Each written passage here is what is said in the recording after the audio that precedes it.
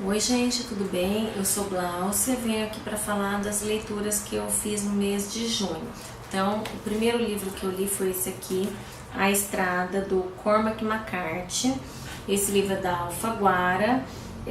Esse autor ele nasceu nos Estados Unidos em 1933 e ele ficou famoso quando o livro dele de 2005, que é Onde os Velhos Não Têm Vez, virou filme dos irmãos Coen em 2007, Onde os Fracos Não Têm Vez, e ganhou Oscar, né? Bom, esse livro aqui, A Estrada, é de 2006.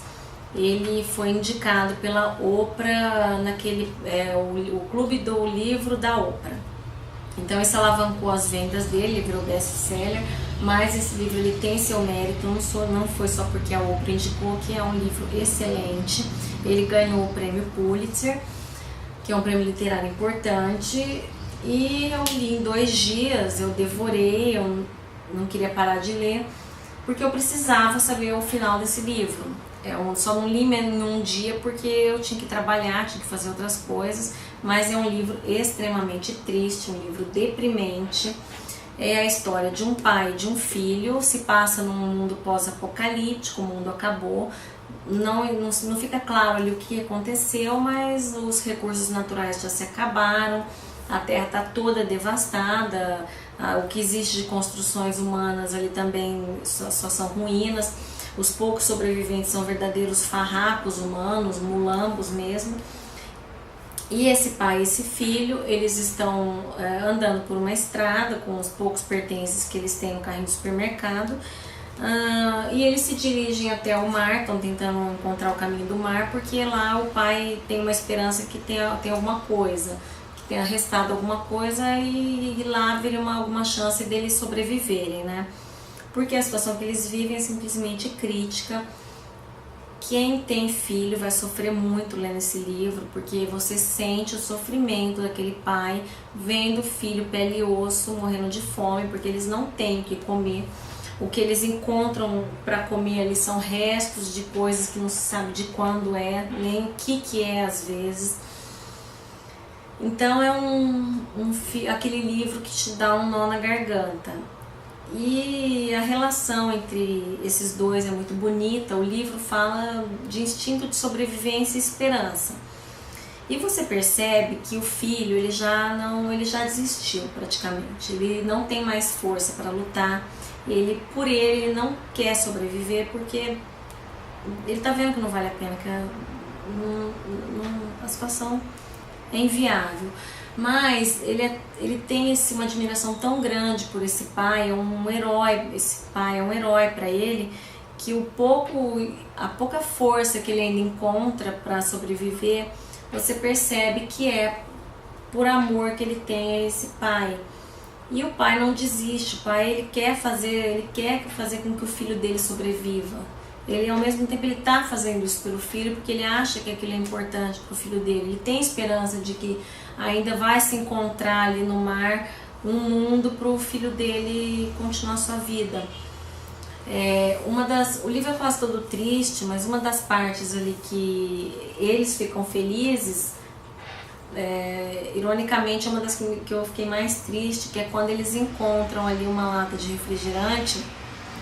Nessa parte você percebe que eles estão vivendo aquela situação há muito tempo, porque o filho nem sabe o que é um refrigerante ou não se lembra mais, e ele pega aquilo, ele abrindo aquela lata com aquele medo, com aquela ansiedade ao mesmo tempo de se vai gostar ou não, e ele apreciando aquele refrigerante, e o pai fala, não, toma tudo porque eu não gosto disso daí, e o filho percebe que ele falou aquilo para que ele usufruísse daquilo sozinho, mas ele não aceita, faz com que o pai divida o refrigerante com ele.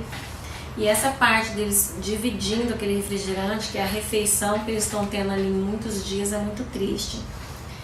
Bom, e durante o trajeto ali eles encontram uns poucos sobreviventes, e são as partes tensas do livro, porque as pessoas que sobreviveram, que estão na mesma situação, o garoto chama de os homens do mal. Eles são os homens do bem e as outras pessoas são os homens do mal, que são pessoas capazes de cometer qualquer barbaridade para sobreviver.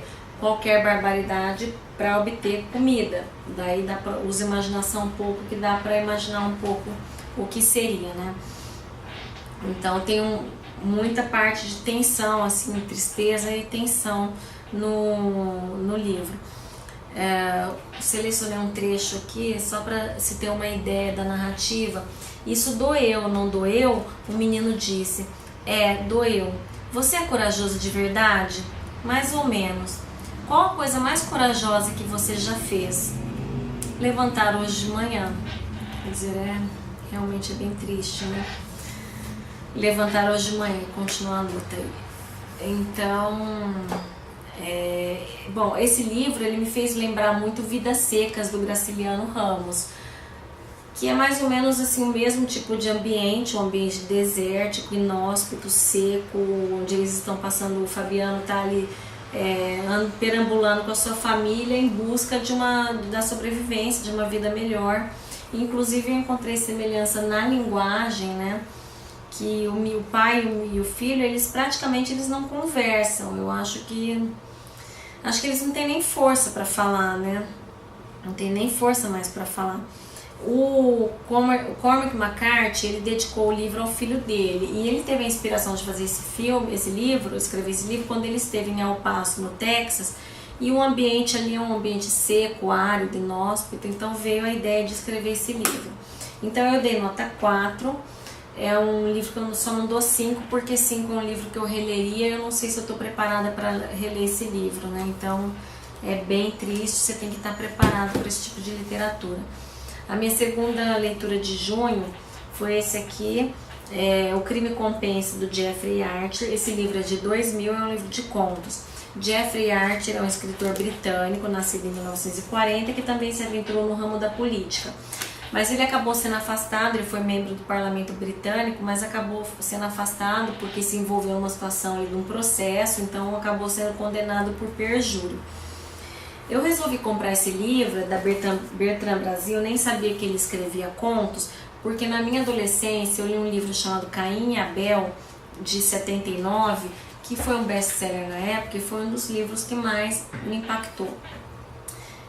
Não tem nada a ver com a história bíblica, ele conta a história de 2 homens que nascem, cada um no mesmo dia, na mesma hora, mas um nasce na Polônia em situações de miséria, e o outro nasce em Nova York em berço de ouro, e vai narrando aí a vida dos dois em paralelo, até que lá na frente a vida deles se cruza. A partir daí eles viram inimigos e gastam as suas energias para destruir um ao outro. Então eu comprei esse livro, ele foi reeditado pela Sextante em 2008, já está esgotado de novo, e eu pretendo reler para ver se vai ter o mesmo impacto de quando eu era adolescente. Bom, esse aqui é uma seleção de 15 contos, 9 deles são baseados em fatos reais, é marcado por um asterisco. Eu dei nota 3 porque são 15 contos, muitos, mas eu selecionei só 4 que eu achei extraordinários. Os outros acabei achando meio mais ou menos, uma leitura até lenta. Bom, A Morte é muito bom, não chega a ser dele, é um continho de uma página que é baseado, ele tirou de uma fábula árabe. O Perito é sensacional, acho que todo advogado deve ler. Ele conta a história de um advogado que usa exatamente a mesma tese, ora para defender, ora para acusar o réu lá, o cidadão. E isso mostra assim, como o direito pode ser moldado, como as teses podem ser manipuladas ali para você obter o seu fim ali. Então, acho que todo advogado vai gostar, chama O Perito, excelente. Como Água e Vinho também eu gostei muito, que fala sobre 2 irmãos que recebem tratamentos diferentes da mãe, né? Ela tem o preferido em detrimento do outro, então vai narrando o desenvolvimento, desenrolar da vida deles até a vida adulta, e o final é muito bom também. Esse eu adorei. O próximo chama Ambos os Lados contra o Meio. É a história de um criminoso, um estelionatário, que usa um certo artifício, e através desse artifício ele jamais, não tem como ele ser pego. Então todo delegado que assume ali aquela comarca ali, passa a instrução para o próximo assumir, falando: olha, não mexe com fulano, porque ele é inatingível, todo mundo sabe o que ele faz, mas deixa pra lá, porque você só vai se estressar, não tem como pegar o camarada. Mas é claro que entra um delegado novo que fala, não, eu vou pegar esse cara. E aí acho que não é spoiler eu falar que ele consegue, porque senão não teria o conto, não teria graça. Mas a maneira como ele consegue fazer isso, a estratégia que ele usa é genial, e esse é baseado no fato real. Então, Crime e Compensa, do Jeffrey Archer, levou nota 3. Minha terceira leitura foi O Nariz, do Luiz Fernando Veríssimo, dessa coleção Para Gostar de Ler. Esse é o volume 14, né? Eu tenho como uma das minhas metas literárias adquirir e ler toda a coleção Para Gostar de Ler e a coleção Vagalume. Bom, eu adoro o Veríssimo, acho que não tem ninguém como ele com essa capacidade de pegar fatos corriqueiros ali e transformar isso em piada. O primeiro conto dele aqui chama Festa de Criança, em que ele pega aquela situação o fatídico teatrinho do final de ano e a professorinha tentando fazer aqueles santinhos ali, dar certo aquele teatro, quietar todo mundo ali e fazer com que aquilo dê certo. Então a mulher fica quase louca, deve ser mais ou menos isso porque passam essas professorinhas do jardim de infância, e acho que ela depois se jogou do prédio, né? Então é um livro para rir. Eu selecionei uma frase de um conto que eu gostei muito, um trecho. Meu pai decidiu fazer camping esse ano porque disse que estava na hora da gente conhecer a natureza de perto, já que eu, a minha irmã e o meu cachorro nascemos em apartamento. E até os 5 anos de idade, sempre que eu via um passarinho numa árvore, eu gritava, aquele fugiu, e corria para avisar um guarda. Acho que a infância de hoje em dia é mais ou menos por aí, né? Então, nota 4, porque eu adorei, é um livro para rir, e eu acho que depois de ler A Estrada, tem que ler alguma coisa como Veríssimo, né? Senão eu acho que você dá um tiro na cabeça depois. Minha quarta leitura, A Morte Sem Colete. Bom, esse livro, ele é de 1983, da editora Moderna, desses estilos de paradidáticos, que tem o suplemento de leitura, e ele é do Lourenço de Aféria, que era paulistano, nasceu em 1933 e morreu em 2008. Ele foi basicamente jornalista e cronista.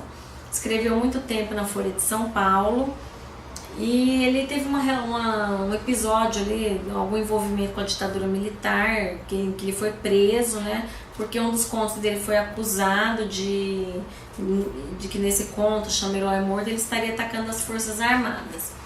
Bom, eu tô acostumado com o Lourenço de Aféria, mas no humor. Ele escreve muitas crônicas assim, de humor, principalmente sobre futebol, e eu adoro crônicas sobre futebol.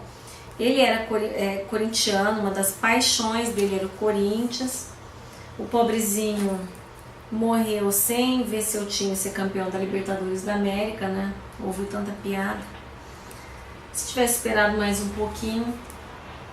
Bom, eu dei nota 3 para esse livro aqui, porque como eu falei, eu tô acostumada com ele na comédia, no humor, e estava esperando alguma coisa nessa linha quando eu comecei a ler o livro, mas o livro não é assim. O objetivo desse livro, ele pega aquelas notícias daqueles jornais sensacionalistas que você torce e sai sangue, e são notícias ali, né, de tragédias de pessoas, garis, operários, desempregados, com aquelas tragédias gregas. Pega aquela notícia e transforma numa história, e é uma história triste, né?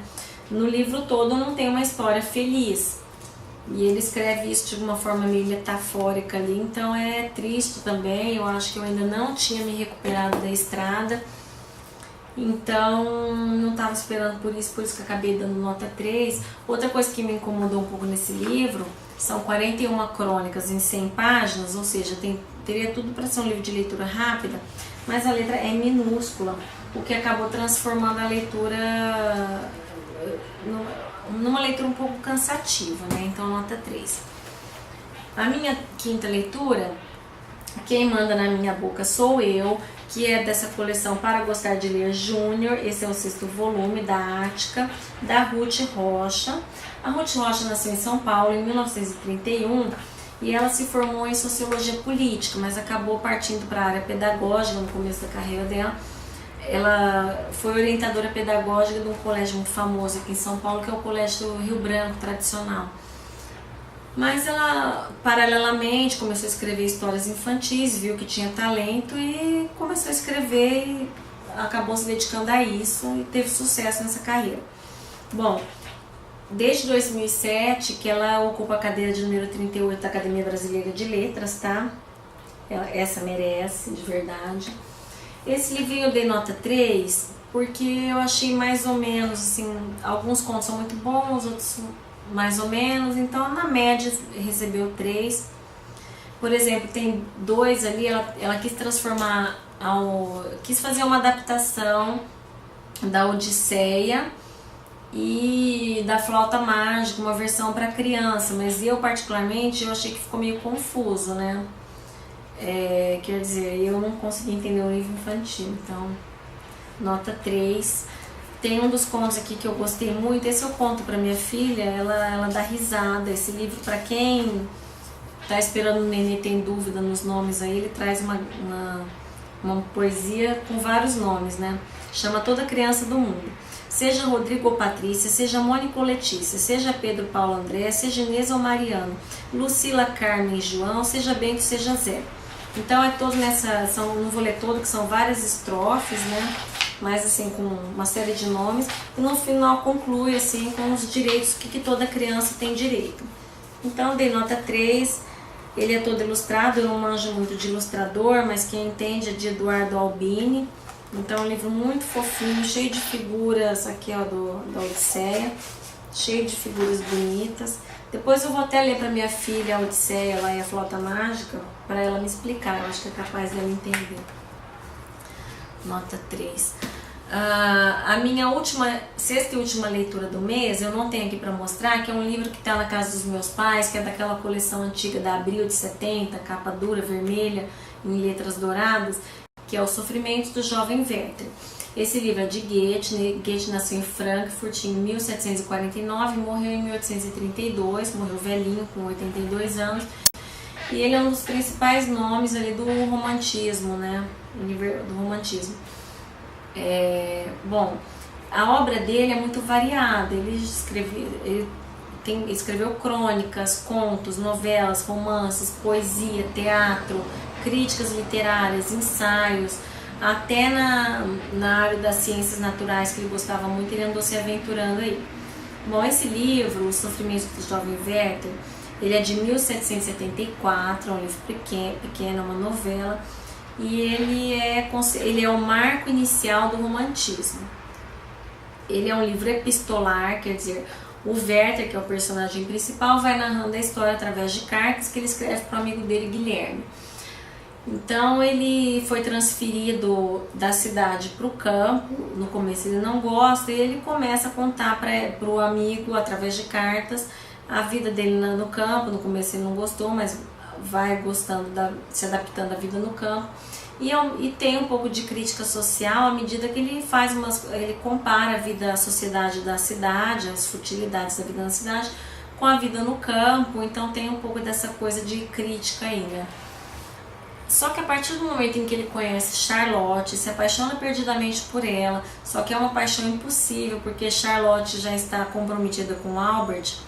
A partir daí, o livro, eu acho que para mim se tornou chato, né? Que são os em que ele vai narrando os seus sofrimentos. Não que tenha sido piegas, mas eu acho que ficou um pouco exagerado ali. Sendo que acho que do final, perto do final, ele assumiu até para mim um tom histriônico, assim, muito exagerado. As últimas páginas, para mim, chegaram a ter um caráter teatral, assim, tamanho exagero.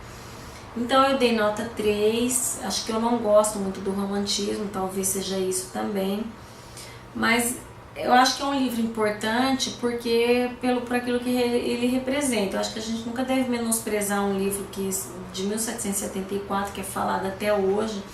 O livro, na época, ele desencadeou uma onda de suicídio, né? Apesar que eu acho que um jovem que lê um livro e se mata depois, tem um pino a menos, né? Eu não sei se dá para acusar alguém de ter escrito um livro e alguém se matou por causa desse livro. Eu acho que tudo bem, isso mostra a força narrativa dele, né? Porque o livro foi escrito com tanta intensidade, ele conseguiu narrar aquele sofrimento com tanta intensidade que gerou esse sentimento aí, né? Nos jovens. E esse livro ele tem um tom autobiográfico, porque parece que o Goethe ele teve ali uma paixão que não foi correspondida. Mas eu acabei dando nota 3, mas vale a pena ser lido, né? Por aquilo que ele representa. Então é isso. Tem o filme, tá? O filme tá muito bem adaptado, ele é com... acho que eu já falei, né? O filme é de 2009, com Viggo Mortensen, que eu adoro, Charlize Theron, Robert Duvall. Claro que não é como o livro, mas é um filme muito bem adaptado, vale a pena. Então essas foram as minhas leituras de junho. O canal está aberto aí para comentários, críticas e principalmente para que as pessoas possam me passar as impressões que tiveram com esses livros, se leram, se gostaram, se tiveram a mesma sensação que eu tive, né? Acho que é por isso que eu faço esse canal, porque eu quero compartilhar impressões de leitura.